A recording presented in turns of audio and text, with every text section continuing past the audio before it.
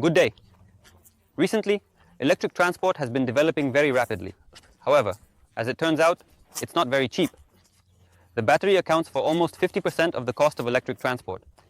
I am trying to assemble the battery myself, from old components, such as those from a laptop, a hoverboard, and anything else that comes to hand. Initially, the battery was planned to be installed in this electric bicycle. However, it had its own little shortcomings that came to light. He is currently undergoing a small modification, so the battery is now in this electric scooter that we assembled last year. Well, to see how this battery was assembled, watch this video.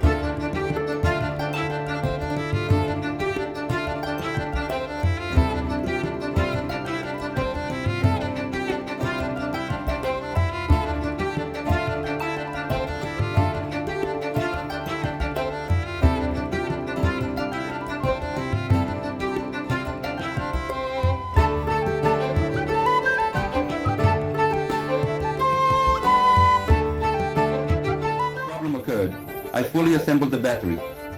Everything was ready, and I happily turned on the bicycle, but it doesn't work. I turn the ignition lock several times. I turn it on and off, but it doesn't work. It won't start. I begin to measure the voltage with a tester. It's not that it doesn't show 53 volts as it should. For some reason, it shows it with a negative sign. I'm already thinking that there might be some problem with the BMS. I've already burned out the bicycle. There was some unclear negative issue. I'm starting to disassemble it. I think maybe he covered the contacts with electrical tape and mixed up where the positive and negative are. So I need to check. I have everything correct. I measure the voltage on the battery itself. Everything is correct. 53 volts, as it should be. Without the negative. No, with the negative still. I'm looking at why it's showing a negative. It turns out I answered there, and I had the contacts in the wrong places. They were positioned like this, incorrectly. And that's why it was showing a negative. So, I solved the first problem. Why does it show a reading? Well, why was it showing 11 volts? I start measuring the voltage. Is everything coming correctly to the BMS? Could the problem be in my finger? I measured everything. It's all correct. I'm even starting to measure at the output of the BMS. Everything. The BMS is intact. Everything is correct. 53 volts. I measure the voltage at the connector. 11 volts. 11 volts. Why 11 volts? So the problem is just in the section of the wire.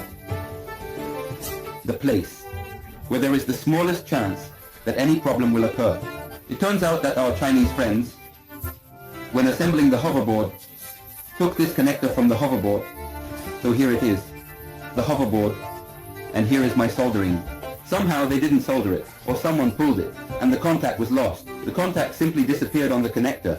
Because the contact was lost on the connector, I had to disassemble the entire battery. Now I need to solder the Chinese connector back, check if it works, and repackage the battery. Then it will be ready for use. That's it. I'm getting to work.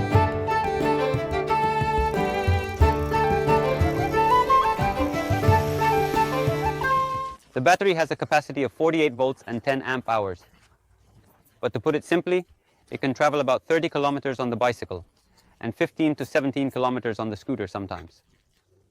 I think it turned out quite well for a battery made from used cells that would have been thrown away otherwise. I gave them a second life. Let's see how long it lasts for me, but that's a whole different story. Thank you all for watching. Leave comments, subscribe, and give likes. I hope to see you soon. Until next time.